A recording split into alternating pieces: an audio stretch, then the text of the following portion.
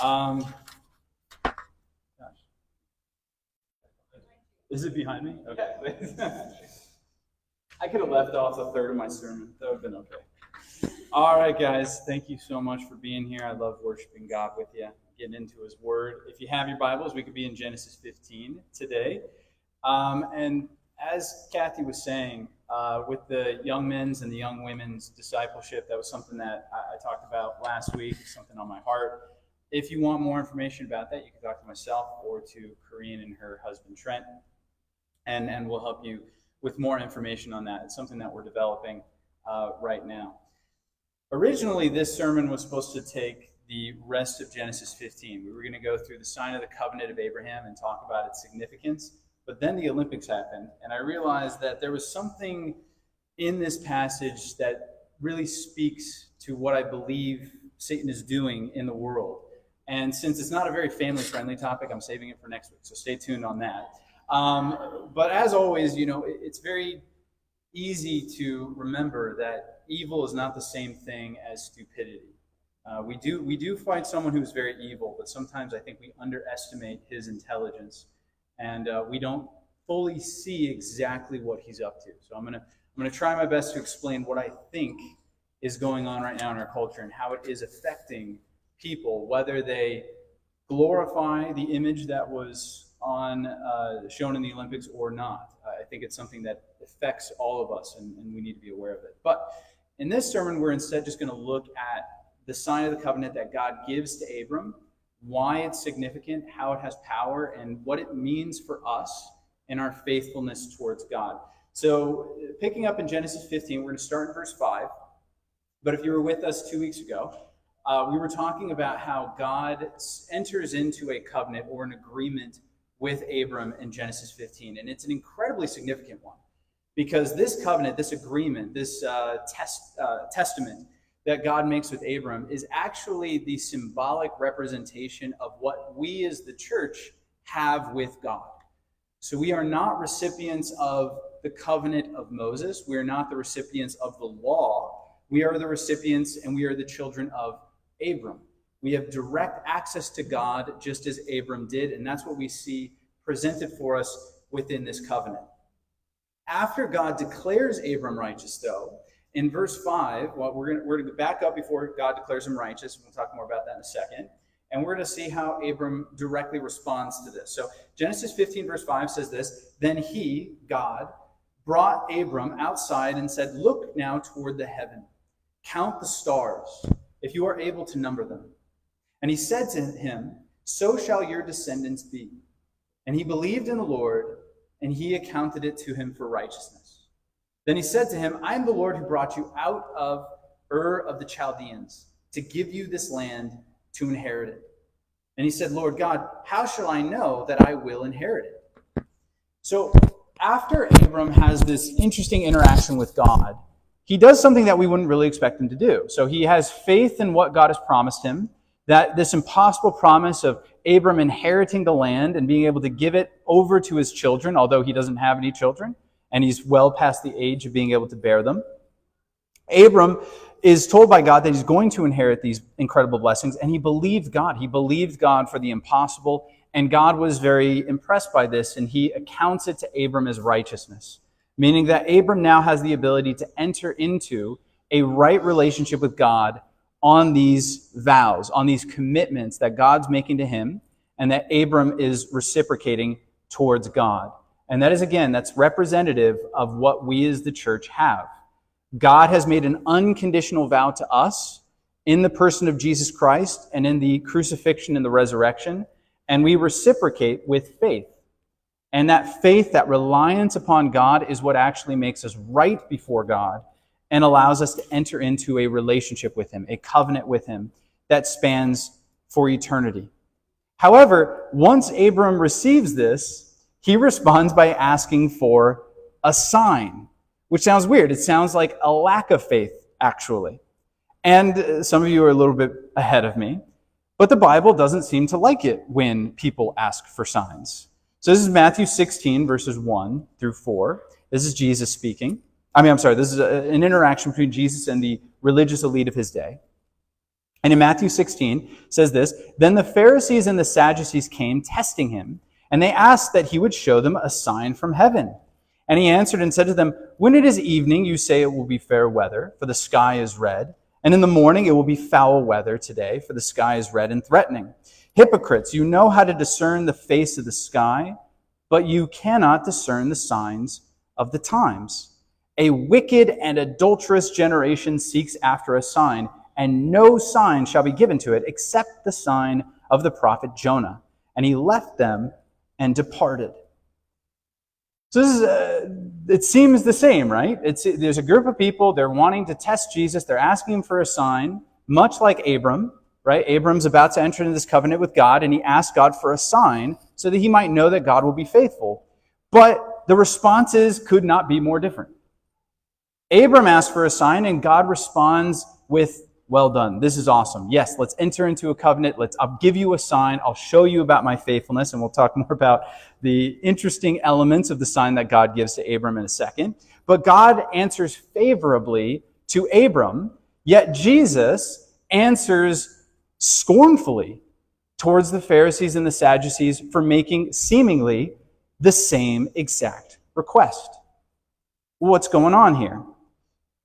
Well, what we see, and Jesus actually says it if you're careful and you catch what he's getting at, it's not a sign in general that God is against.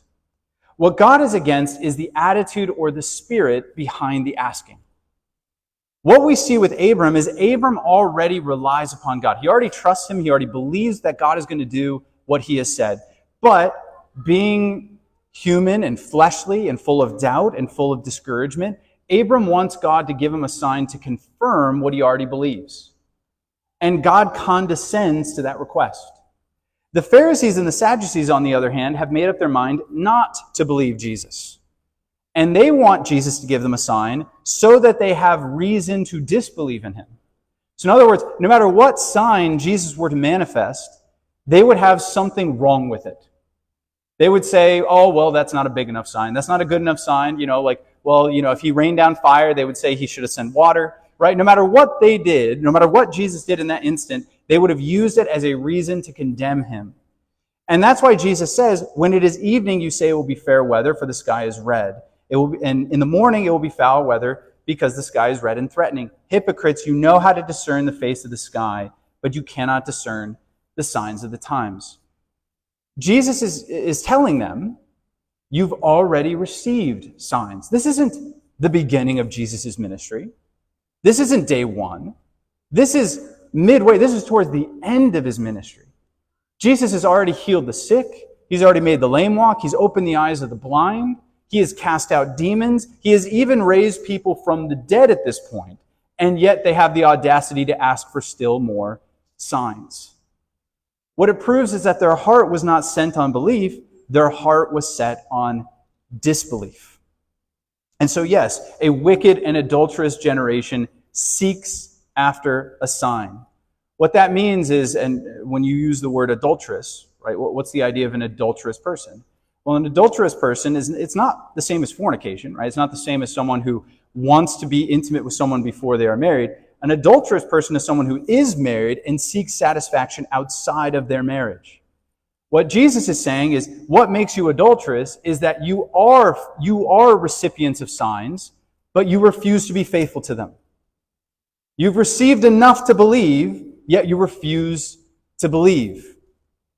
And it's very helpful for us in the church, because the word faith has been, I guess you could call it, taken over by the atheists of our culture. And they've turned faith into believing something without rationality behind it. And that's actually not the definition of faith. Faith is not a thing. It's not a verb. Faith is a virtue. It's like courage or integrity. It's like goodness or purity. It's something that needs to be balanced between two extremes. And therefore, faith is something that's exercised throughout the course of your life. It's something that's developed. You need to become a faithful person. What does a faithful person do? A faithful person is able to correctly appraise the amount of signs that they've been given and respond proportionately to it. If you give too much faith or too much trust to too little sign, you're naive. If you give too little faith to too big of a sign, you're a skeptic. But if you give the right amount to the right amount, you're faithful. You're at the right level that God would have you be at. Abram was considered faithful. Abram is considered someone who had great faith, faith enough to make him righteous. But God is saying, you've given me enough faith, and I'm going to give you more. I'm going to give you reason to increase your faith, to grow it, to develop it. I'm going to give you a sign to show you that your faith is not made in vain. To the Pharisees and the Sadducees, he's saying, you guys are skeptical.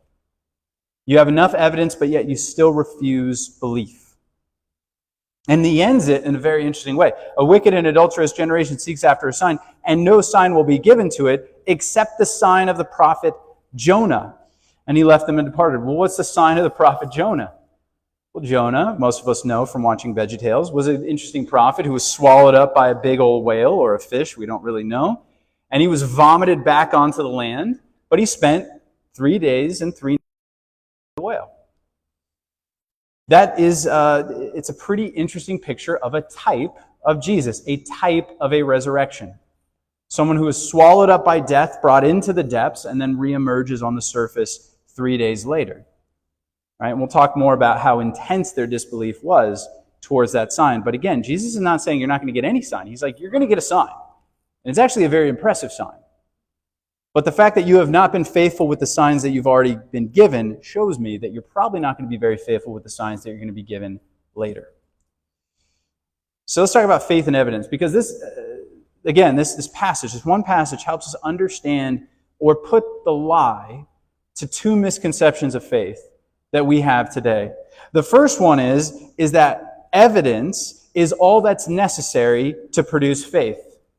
The second lie is that faith, true faith, will always be free from doubts. Both of those myths are exploded within this narrative, and I'll explain why. So let's talk about faith and evidence. Many people today will say, I would believe in God if he would just do X. Right? If only God would just part the skies and reveal himself, then I would believe in him. Does faith mean so little to God that he wouldn't do something so small for me?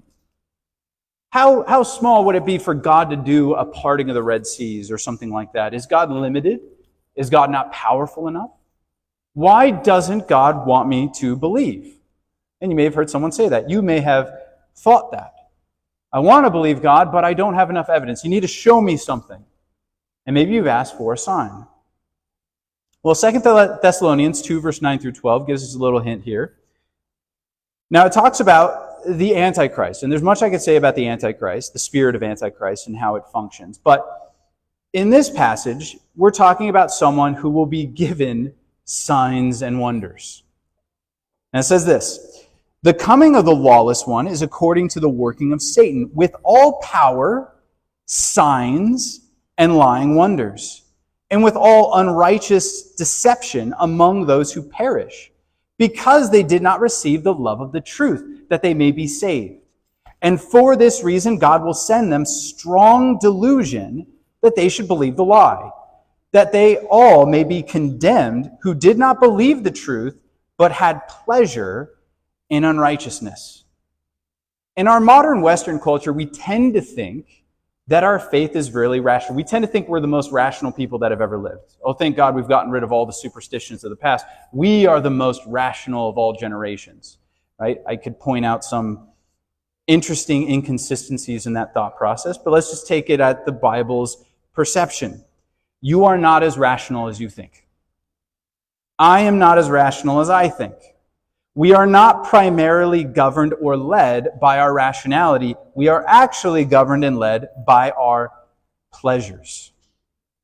What we find pleasure in is that which we find to be true. Aldous Huxley, who was a very famous atheist, he at least was pretty honest about it, in his famous work, Ends and Means, he was talking about his movement from being a Baptist-raised young man to being an atheist. And he says, when I went into the universities, I realized that belief in God would have I'm going to make this G-rated. Belief in God would interfere with some of my desires. And he says, so I went out to study that there was no God, and consequently I found that there was none. So again, at least he's honest about it. He's saying what was leading his study? It was his desire. I wanted something to be true, and so I studied to prove that it was true. It's what we call confirmation bias. It's something that you want or desire that pollutes your intellect. And what God is saying is that these people, because they didn't have the love of the truth, they already were set on believing something different. Their pleasures, their desires ran contrary to what God would have for them. And so therefore, they rejected the signs that were given and received the signs that were convenient to them. The ones that affirmed what they had already intended to believe in. Okay, so again, it answers the question of, is there a such thing as enough evidence to actually convince someone? Okay, well, let's look at an example. This is example exhibit number 1. Exodus 9, verse 34 through 35. Right? So Pharaoh at this point has seen 8 plagues of Egypt that have ravished his country, made it desolate. Every single time he's had to go and ask Moses to rescind the plague from God. And he has also witnessed Moses perform amazing signs in his presence. And in verse 34, he says this, and when Pharaoh saw that the rain, the hail, and the thunder had ceased, he sinned yet more. He hardened his heart, he and his servants, so the heart of Pharaoh was hard. Neither would he let the children of Israel go, as the Lord had spoken by Moses.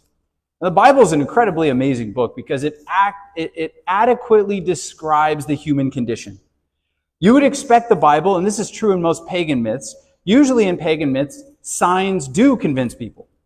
Right? You'll have a healer or a faith mover or someone like that. They'll do something and then people will believe. The Bible is actually more realistic about the human condition. And that people are exposed to signs and wonders and their disbelief grows.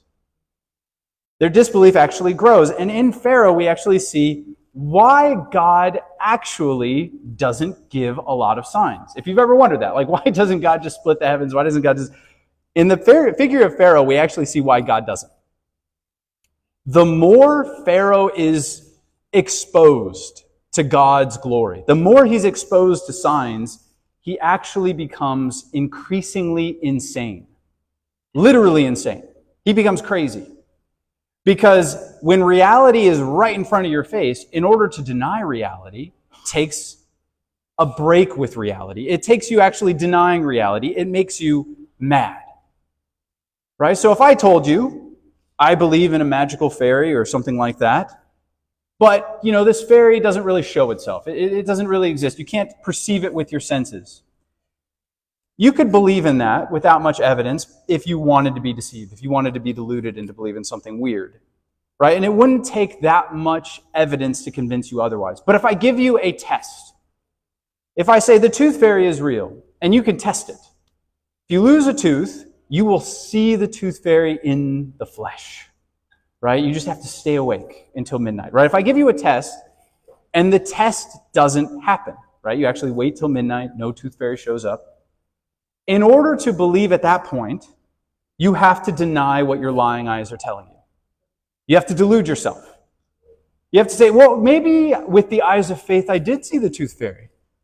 Maybe I may have passed out at midnight. Maybe I was deceiving myself, right? You have to come up with elaborate reasons as to why your senses can't be trusted. The more incredible the signs are, the more massive the madness has to be to combat the signs. This is one of the reasons why people are looking at our culture and they're like, man, our culture, it feels like we're going crazy.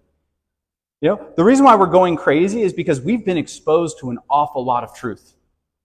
We've been exposed to an awful lot of truth about God. And therefore, in order to deny God, in order to deny the goodness of what Christianity has actually brought to the West, we have to actually engage in a lot of madness. We have to actually become kind of crazy in order to deny what our eyes are clearly seeing, what our ears are clearly hearing, what our senses are clearly picking up on. You see, when things remain theories, it's easy to believe, But when theories are tested, madness has to fill the gap.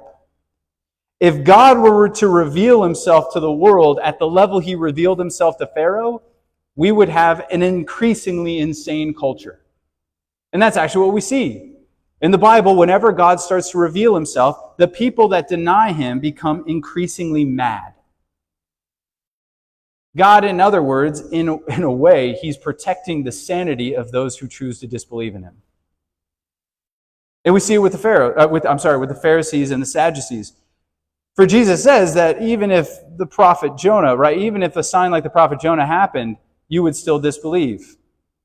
Well, Jesus, before his resurrection, you guys probably know the story, there was another resurrection that happened a little prior, right? Lazarus.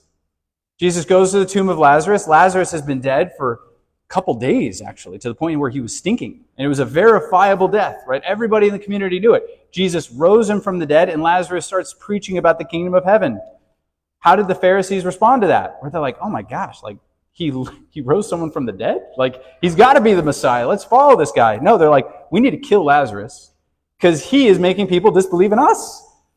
That guy is too good of press for Jesus. We need to murder him. And they did the same thing over and over again. When Jesus casts out a demon, they say, well, he must be demon-possessed himself.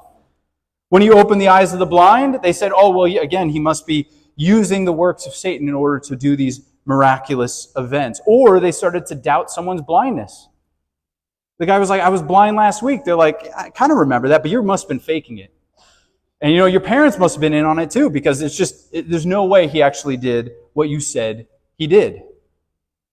The more evidence someone is exposed to, the more crazy they have to be in order to deny what their eyes are responsible for. Right? So if you're like, man, it feels like things are getting a little nuts, you're not wrong. There's a reason why, though. The more evidence someone is exposed to, the more crazy they have to become in order to deny what they clearly are perceiving. Now, again, this actually moves someone to even crazier signs. Okay? Listen to this passage, because it always blew me away. This guy sounds like he's very righteous and holy, but he's not, and he's rebuked immediately. So in Isaiah 7, God offers someone a sign. Now imagine, just before we get to the condemnation, imagine if God said this to you, how you would answer. Isaiah 7, verse 10. Moreover, the Lord spoke again to Ahaz, saying, ask a sign for yourself from the Lord your God. Ask it either in the depth or in the height above. Imagine if God said that to you. I'm going to do something miraculous. Ask me for a sign. As amazing as you could think. Anything as high as heaven and as low as the earth. Anything you want, I will do for you to confirm my message. Now, most of us would be very happy if God said that to us, but not Ahaz. Ahaz said, I will not ask anything, nor will I test the Lord. Sounds very righteous, right? Then he said, hear now, O house of David, is it a small thing for you to weary a man, but you will weary God also? Therefore the Lord himself will give you a sign. Behold, the virgin shall conceive and bear a son, and shall call his name Emmanuel. What's happening here? Once again, Ahaz had already made up his mind. He didn't want to rely on the Lord. He already had a strategic plan all set up. He had a treaty set up with Egypt. He didn't want God to mess that up with facts and evidence or something like that. So he's like, no, I don't want you to give me a sign. I'm dead set on doing this. No matter what you do, God, I am dead set on doing this, so please don't give me a sign.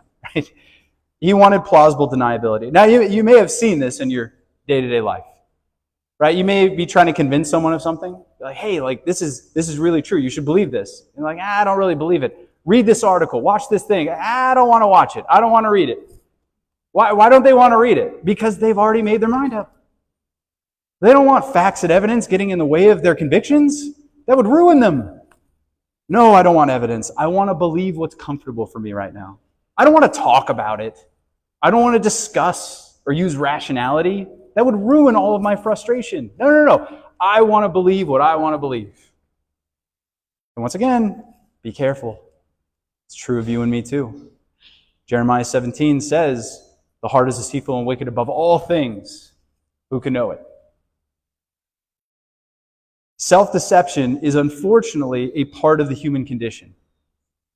We all think we're believing truth, but we're actually just believing what we want to be truth. How do we avoid this? How do we fight it, should I say? Because it's a lifelong fight. You and I we're given into this, and we want to believe what we want to believe because it's what we want to believe. How do we get rid of it? How do we fight it actively? Matthew 18, verse 3 through 4. Assuredly, I say to you, unless you are converted and become as little children, you will by no means enter the kingdom of heaven. Therefore, whoever humbles himself as this little child is the greatest in the kingdom of heaven. Becoming a little child has a lot of different implications, and I'm not going to get into all of them today. The one I'm going to focus on is you must become like a little child. In what way? Little children are ignorant. They're ignorant. They don't know anything. They have to be taught everything. They have to be taught how to walk.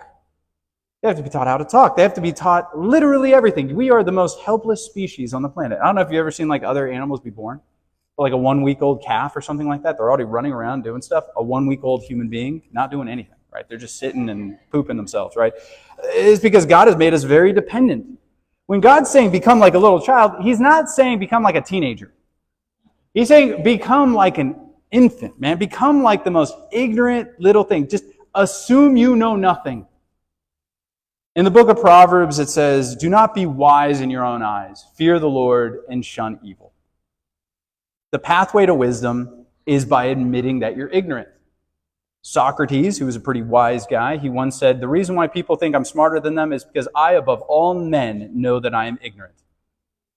Right? If you want to know something, if you want to gain truth, you have to actually admit that you are ignorant, that you don't know. You have to become like a little child. You have to learn for the first time. So I kind of like those books that came out a while. It was like Something for Dummies, Math for Dummies, Carpentry for Dummies, and people didn't really want to pick it up because they didn't want to admit that they're a dummy. But maybe that's the book you need. Maybe you need to admit you're a dummy because you are, and so am I, right? Maybe we need to understand that we don't know everything. Right? And oftentimes Christianity can be like that, right? Where people are in the church for so long that we would be afraid to admit that we're ignorant of something. We'd be afraid to be like, I have no idea what that guy's talking about, but I'm not going to say it, right? I'm just going to pretend like everybody else that it makes sense. Maybe it's important to become like a little child, right? To just be like, I don't know. And that's okay. And I'm going to ask a dumb question. Can't remember who said this, but if you ask a dumb question once, and you listen for the answer, you're cured of your ignorance. If you never ask a dumb question, you'll stay dumb. Right? So dumb question, again, it makes you feel dumb, but maybe that's what you need to do. Maybe you need to admit, I don't know. I actually don't know what's going on. I'm going to look at it. Now, I like looking at different kind of post-apocalyptic books.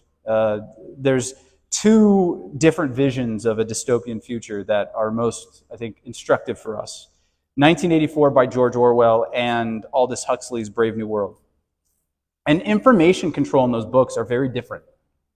So in 1984, the authoritarian government, they limit information by, I guess you would call it censoring it. Right? They censor information. They keep it from out of people's hands. And most people are like, we're in 1984. Well, kind of. But I think we're more in a Brave New World. In a Brave New World, the information is accessible, just nobody cares. Right? So what happens in a Brave New World is that they have all this entertainment, all this sensual pleasure all around everyone. Everyone's leading this incredibly hedonistic lifestyle.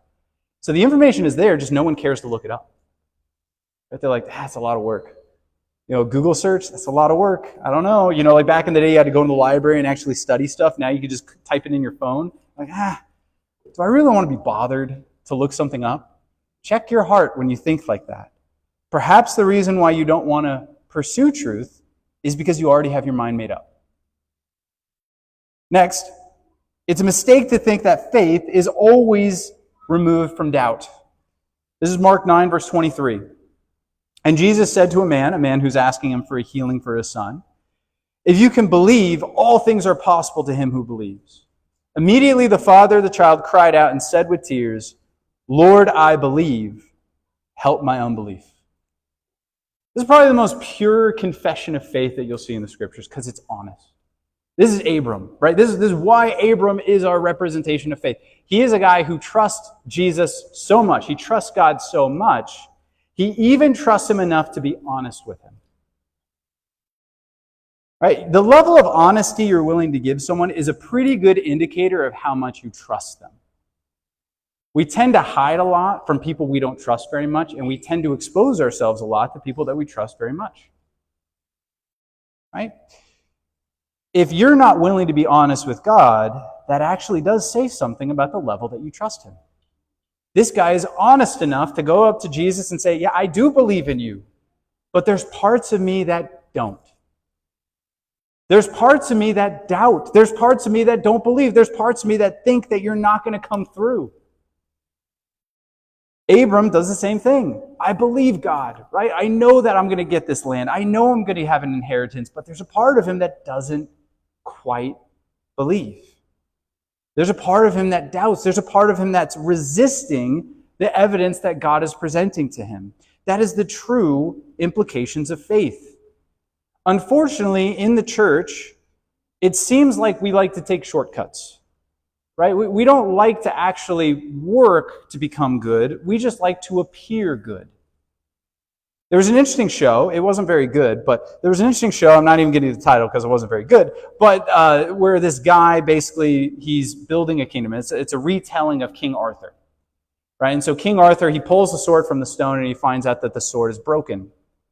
And he goes to Merlin and he says, well, it's a broken sword. And Merlin says, yes, it's a broken sword just like your kingdom is broken. And I'll give you two options. You could either go on a quest that will take the majority of your life, and it will restore your sword and your kingdom. Or I could give you this powder that will make everyone think that the sword is fixed and the kingdom is not broken. And he chooses the powder. I think a lot of people would choose the powder. That sounds like a lot of work. It sounds like a lot of work to have to give up a lot of my time and my effort to make something actually right. It's a lot of work to become actually.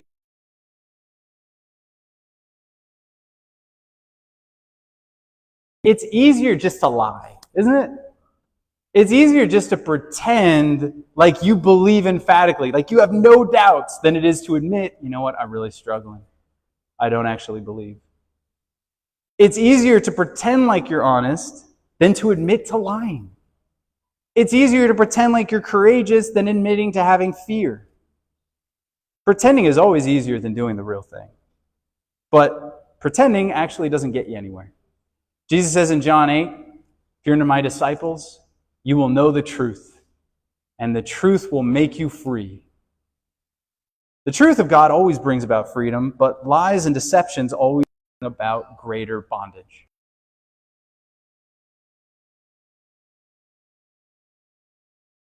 When you don't believe. You got to admit when you're angry. For a lot of Christians, in my counseling sessions, like, man, it seems like you're really angry, like you're bitter. I'm not bitter. I've forgiven them. I just didn't forget. That doesn't sound like you've forgiven. It sounds like you haven't forgotten either. It sounds like you're holding a grudge. Right? I'm not yelling. I'm just passionate. I'm not angry. I'm indignant. We try to gussy up our language a little bit, don't we? Sometimes it's better just to be honest. Yeah, I'm bitter. Yeah, you know what? I am afraid, and that's why I'm doing this. You know what? I maybe not want my marriage to work because I've given up on it. Honesty like that is actually very difficult to come by. But if you begin with honesty, like I said, honesty rooted in faith can produce great results and freedom. So if you believe God for that beginning, believe Him enough to be honest with Him, and believe that He will actually be able to answer what's going on in your soul, you can find great growth. Probably the most well-known and amazing hymn ever created by Christianity, Amazing Grace, he says, "Was grace that taught my heart to fear, and grace my fears relieved." Right? The grace of God is what teaches us to actually have humility and fear and respect towards God. But in that relationship with the one who loves you, you will also be able to gain courage. It is grace that fears will relieve. You see, the problem with God is that everything is naked and laid bare before Him anyway. You can't actually trick Him. So when you go and you lie to God, He's just going to be mad at you for lying. It would be better if you were just honest with Him. Right? If you go before God and you're like, God, you know what? I really just love this person. And please bless them. Right? God is up in heaven just like, why won't you just tell me the truth? You hate Him. You were just fantasizing about making fun of them. You were just going over your conversation with them about how stupid they are, right?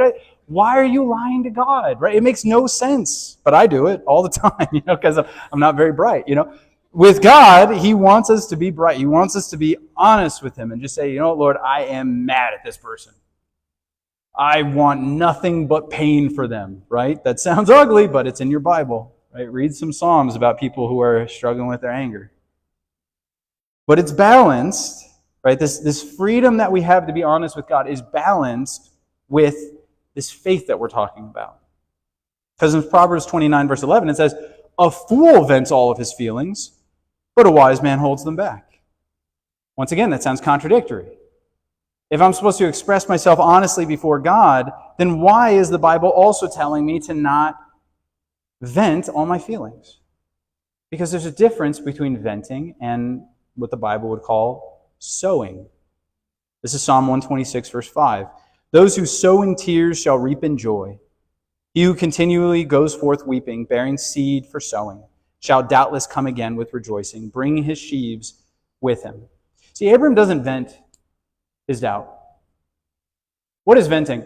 Venting is not an attempt to actually be fixed. Venting is an attempt to vent. Have you ever tried to help someone who's venting? You ever try to give them practical advice? There's this great video. It's pretty funny. It's like a minute long. And it's like this girl who has a literal nail in her forehead. I don't know if you guys have seen it. It's like a literal nail in her forehead, and she's talking to her boyfriend. And she's like, gosh, I just feel this pressure. It's like right here. And he's like, you have a nail in your head. She's like, it's not about the nail. And he's like, well, are you sure it's not about the nail? Because I could just take that thing. Stop trying to fix me. I can't believe, and it just... When someone wants to vent, they want to vent. They don't want to be changed in their emotional behavior. They just want to express their emotional behavior. Proverbs 18 says, a fool has no interest in wisdom or understanding, only in expressing the contents of his own heart.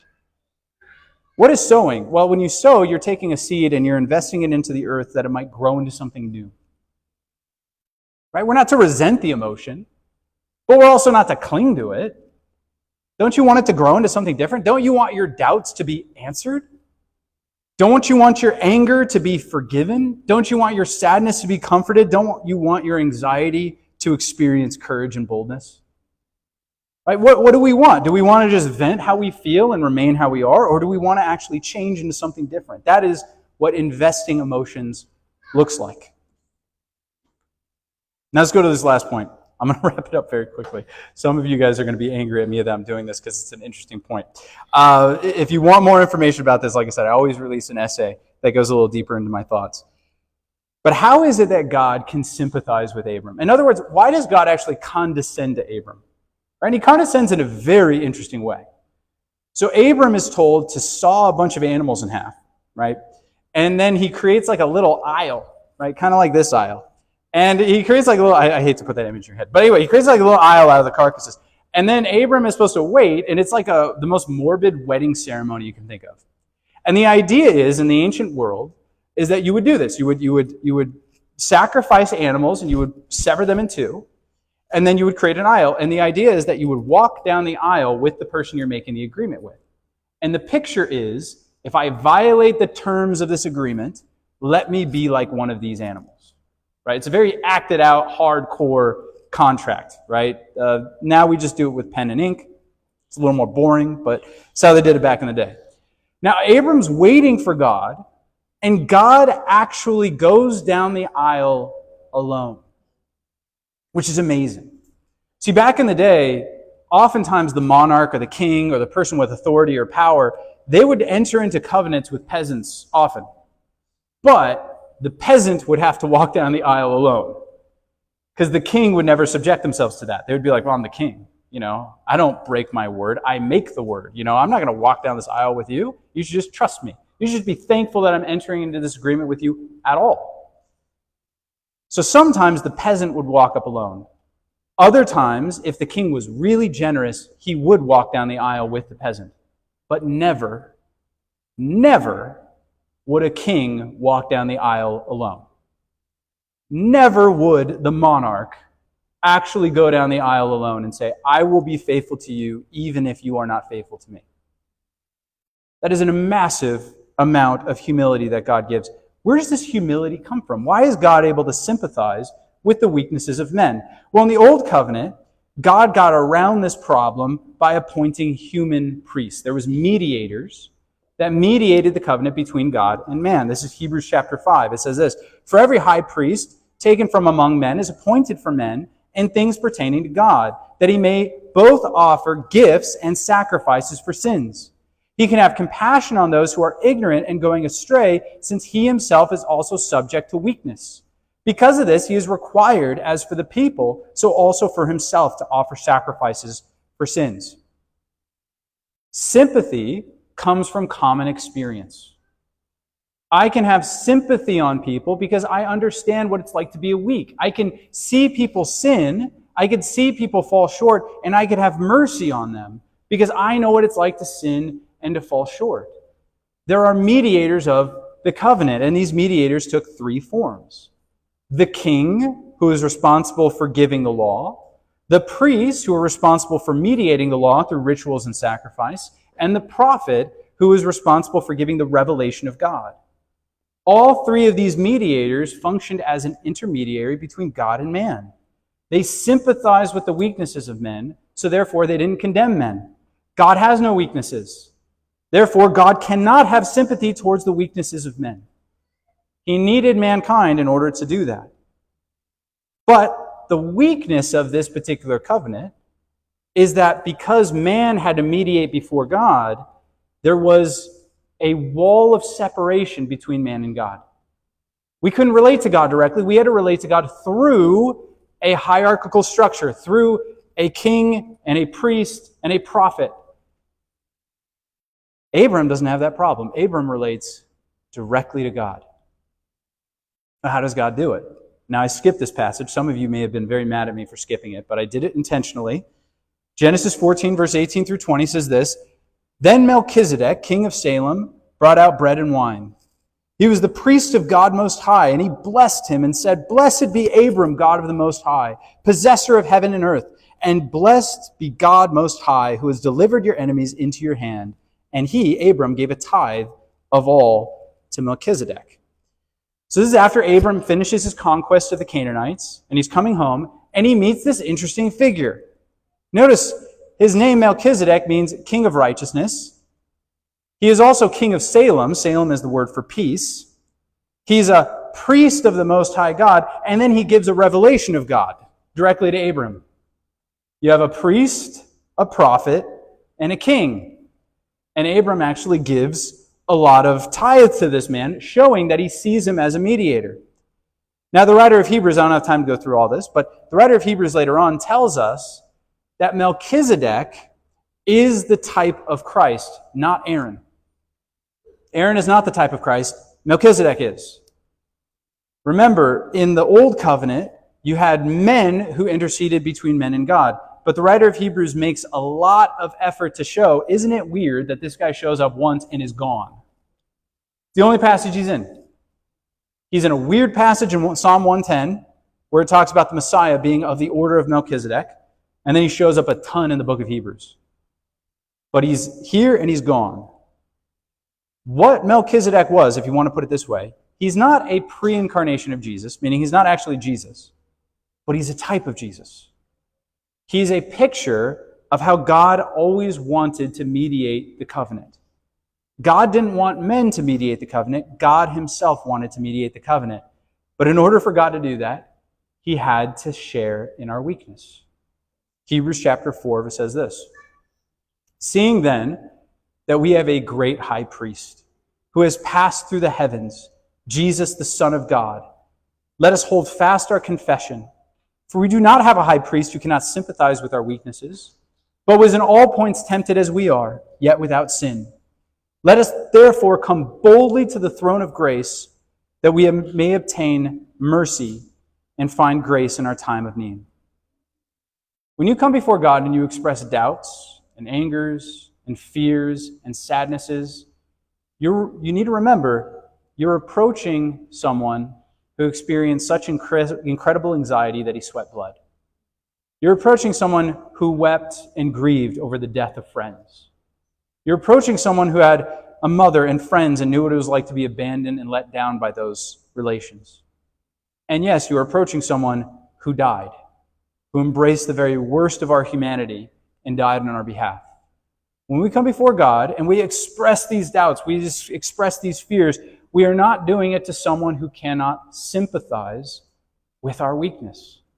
Part of the reason why a lot of Christians don't do this to God is because we don't feel like He would understand.